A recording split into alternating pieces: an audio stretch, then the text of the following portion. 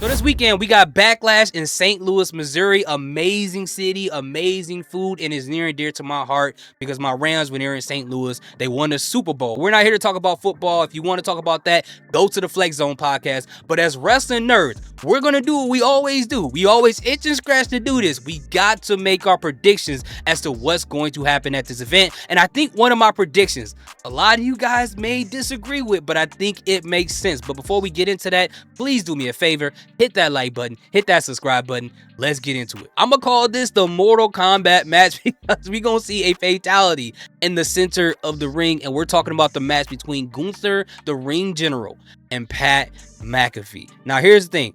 I don't understand what's in the water on Raw, but for some reason, Pat and Sami Zayn seem like two men who are excited to either go to the hospital or die.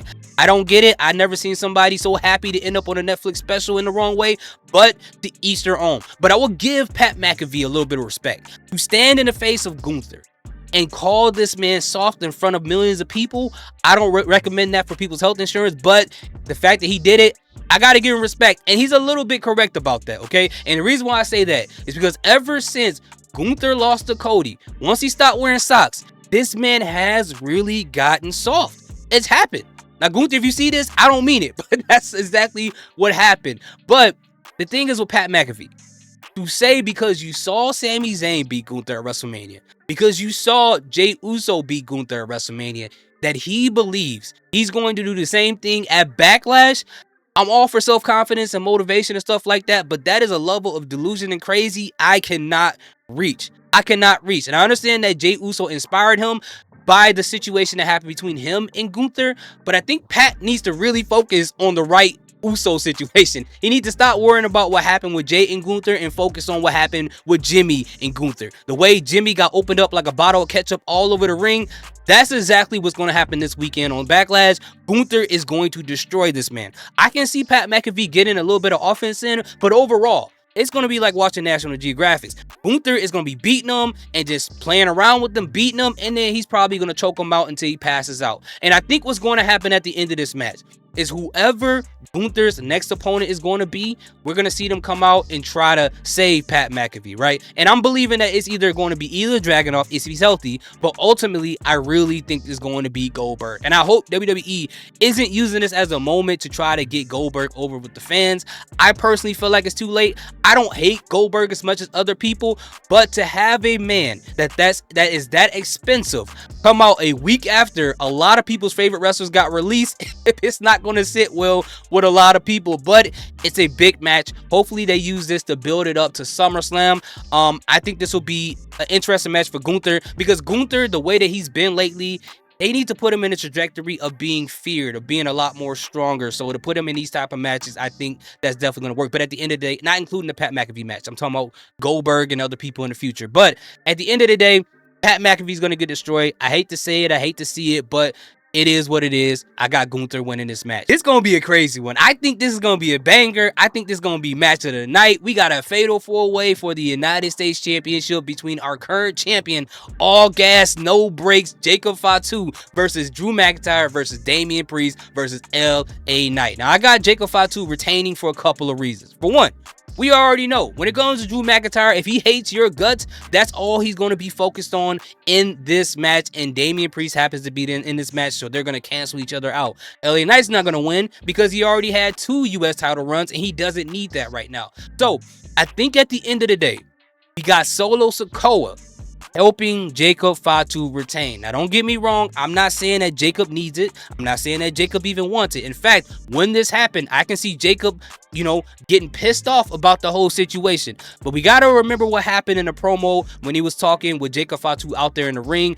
Solo wants to take credit for Jacob being U.S. champion and for his U.S. championship reign. I think in his head, in his ramen noodle head, I think Solo Sikoa really believes that he is a U.S. champion because he's adjacent to Jacob Fatu, or he just want to take the credit as a manager. But either way, I think that's what's going to happen, and Jacob Fatu is going to start getting annoyed, and it's going to be like how Damian Priest was when he was World Heavyweight Champion, where he wants to win it on his own. He doesn't want help from the outside, and he's going to start getting annoyed with Solo Sikoa, and eventually it's going to spin off into their match at SummerSlam. But at the end of the day, I got Jacob Fatu retaining. So the next match we have on the card is for the Women's IC Championship between Lyra Valkyria, our current champion, and Becky Lynch. Now, I know how people feel about Lyra. People feel like she's boring, she has nothing interesting to offer, and that's great. But for me, I think she's actually pretty good in the ring. In fact, she takes a lot of crazy bumps in a lot of the matches she's had, especially on the main roster. And on top of that, I like the promo she cut on Raw. I like this aggressive version of her by saying that Becky Lynch recycles the same things over and over, that she's had the title longer than Becky Lynch has showed up to work. I like that for Lyra. I would just hope she would cut more promos than that. And in that promo, Becky Lynch wasn't the best between the two. I mean, she kept repeating garbage over and over and over. And I get why she did that. She wanted to give an alley-oop to Lyra, so when she comes out and cut her promo, it'll be great for her. But Lyra was the best between the two in this promo. But when it comes to this match, unfortunately, Lyra Valkyria is going to lose this title. I think we all knew this was going to happen, even when WrestleMania happened, even before then. We all knew that Becky Lynch was going to be the person to take the title off of Lyra. Now, I thought that after this happened, that maybe Dakota Kai could take it off of Becky at SummerSlam, but unfortunately, she got released. So, at the end of the day, I think that Becky's going to win. I think this is going to build up to a triple threat match, maybe at Money in the Bank, maybe at SummerSlam, between Becky, Bayley, and Lyra Valkyria. Because remember, Bayley got to get Becky back for attacking her backstage. And Becky and Lyra, they need to have their rubber match.